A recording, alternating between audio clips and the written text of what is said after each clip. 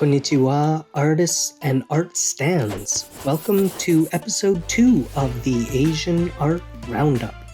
We're YellowMenace, and this is your weekly review of Asian art happenings on the interwebs.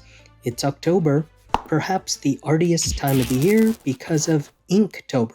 Those who don't know, Inktober is a month-long challenge created in 2009 by artist Jake Parker, focused on developing positive drawing habits. So, every day in October, participants create a drawing and post it online. There are several well-known artists creating prompts to ease the barrier of deciding what to draw each day, and we think it makes it more fun for people sharing similar subject matter. It's fascinating for art lovers as well to see the variety of interpretations generated from a single topic. There are now hundreds of prompts to join. A few notable ones we want to highlight are the insanely famous in the geekosphere, anime fan art, and comic book world is Stanley Artgerm Lau of Singapore. His Artober 22 has begun, and what's nice is although he primarily works digitally, he returns to traditional analog materials for his Artober challenge. The other artist is Marcus the Visual, aka Marcus Williams. He has a unique take on Inktober with his Swaptober. Now in its 7th year, Swaptober involves gender bending, gender swap, or what the wackadoodle web has deemed Rule 63, stating, "For every female character, there shall be a male counterpart, and vice versa," end quote.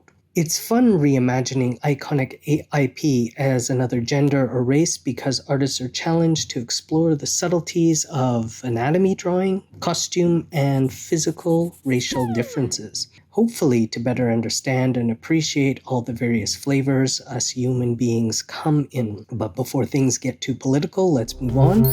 However, if you are participating in a challenge this month, please share links to your Inktober works or prompts in the comments. We'd love to check them out.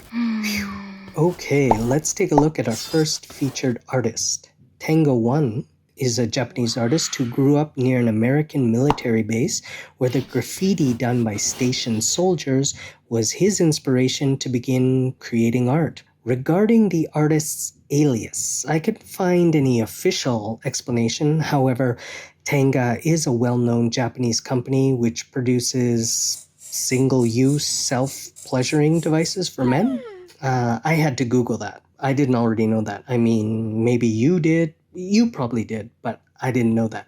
And anyway, TengaONE, the one is a common postfix to monikers in the street art community. Eventually, his passion for graffiti morphed into the professional work he's been creating for the past decade. Mecha and other pop anime references painted on imitation cardboard canvases, which he sculpts himself out of large slabs of MDF, which stands for medium density fiberboard. The beat up, stamped, and ripped pieces of cardboard he creates look so realistic, most people don't realize they're carved from composite wood.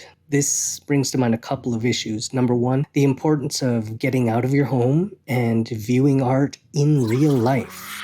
Online art is fantastic and the foundation of our entire business, but we can never understand the complete experience of an artwork looking at it on a 2D screen. There are physical details and the emotional impact of the scale and content that are nearly impossible to capture on the camera. Number two, the second point is really not a point, but a question, and that question is why? Why spend all the time and extreme effort to carve boards to look like cardboard when 90% of people won't even notice? Plus, for the first few years TengaONE was creating these artworks, he didn't publicize the fact that they weren't just treated cardboard pieces. Tenga's purpose is to draw attention to the fact that seeing something doesn't always give us the entire picture. So he actually wants people to discount or devalue these because they appear to be cardboard. But there is actually more to meet than meets the eye,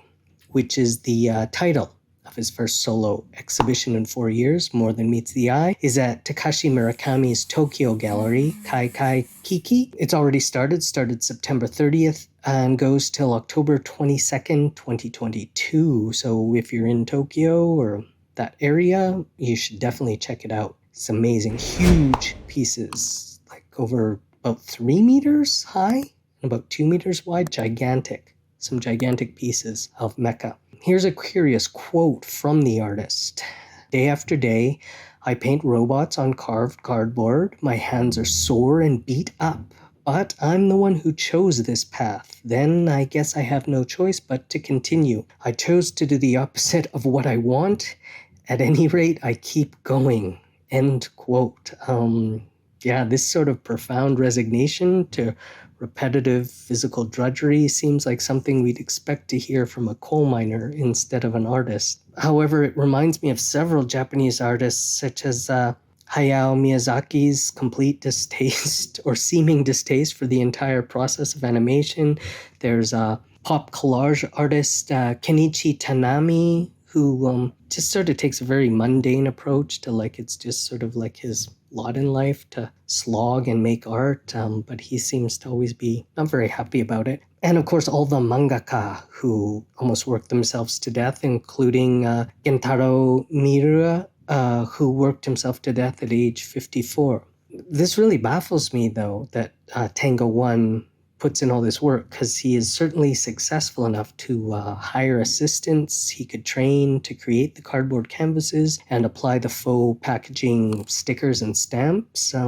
However, many people, especially artists, prefer doing everything themselves to having to explain and interact with others on a daily. His extraordinary effort is paying off with astounding results and international acclaim, so what do I know? But anyway, I hope he takes care of himself, and he's just brilliant pop artist.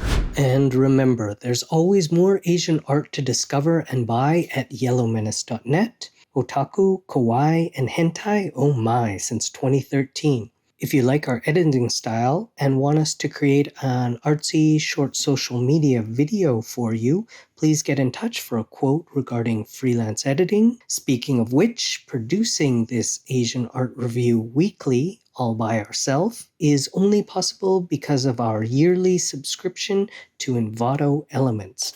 They're not a sponsor yet, but I am an affiliate because I love their service so much, no cap. Envato gives us access to millions of digital assets, including video and graphic templates, sound effects, music, stock photos and video, social media templates, and tons more, all for commercial use with a single yearly subscription fee. They're the best investment and time saver for every type of content producer. Thanks so much, Envato.